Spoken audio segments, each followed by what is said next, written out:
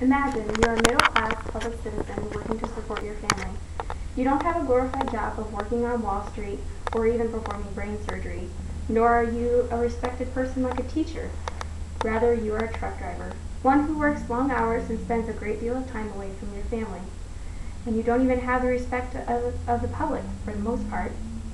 No matter, you do your job and you provide for your family, and that's all that's important. Until one day, something happens that you couldn't prevent. You daily have to deal with people who ride in your blind spot and cut you off or just tailgate for long periods of time.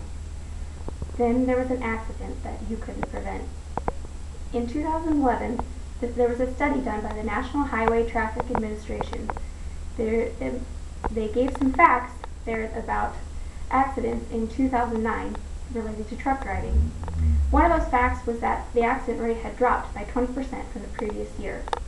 The second fact was that large trucks were more likely to be struck in the rear in two-vehicle fatal crashes. Our nation of drivers needs to be aware of steps they can take to help truckers and prevent unnecessary accidents from occurring. Truck drivers are a group of people that are often perceived as being dangerous on the roadways. However, they do go through a rigorous screening and training program. One prominent cause of accidents on the roadways between large vehicles and smaller vehicles is not due to a lack of training or incompetence on the part of the truck drivers, but rather it is due to a community of drivers whose driving habits often cause accidents for these truckers. The first step in truck driving awareness is realizing that though accidents do happen, trucks are not predominantly dangerous on the roadway. This, however, is contrary to public opinion. In 2005, David McMillan wrote in the Transportation Journal a survey of motorists. In general, drivers believe that truckers are indeed unsafe, and they were said that truckers were even more dangerous in the rain. McMillan found overall a general non-positive attitude amongst drivers. However, he seemed to find that people who had a little bit more experience on the roadway, and particularly males, were less nervous about what truckers might do. Though there tends to be a general negative public attitude toward the ability of truckers to perform their jobs safely, trucking companies work hard to ensure that their truckers perform their duties in a safe manner.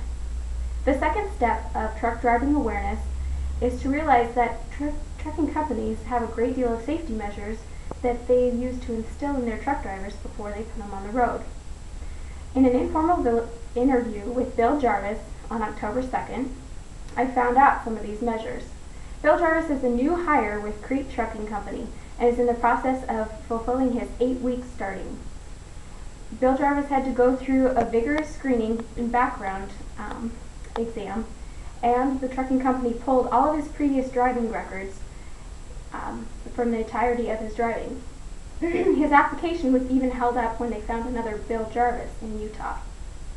Some other measures taken by Crete and other trucking companies are periodic drug testing and governing of their trucks to prevent the trucks from going over a certain speed. Some companies have even begun using electronic calculating of time in order to be able to ensure that their truckers don't go over the time limit that they need to be on the road. It's important to note these safety measures taken by trucking companies, and even more important to see how the non-trucking motorists fit into the picture. The third step in truck driving awareness is realizing that accidents are not always the fault of the trucker, but rather they are due to unaware motorists. The U.S. Department of Transportation Federal Motor Carrier Safety Administration has begun a new program called Ticketing Aggressive Cars and Trucks, or TACT. This is a high visibility enforcement program, and it alerts motorists to bad habits that they have on the roadway and then ticketing those violations. Georgia is one of 16 states that has developed this program, and their TACT website gives many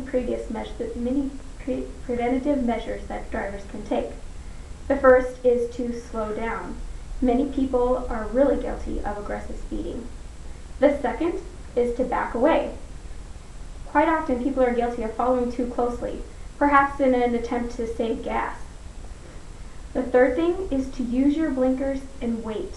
You need to allow cutting truckers off is a very dangerous thing, and quite often trucks can't slow down fast enough.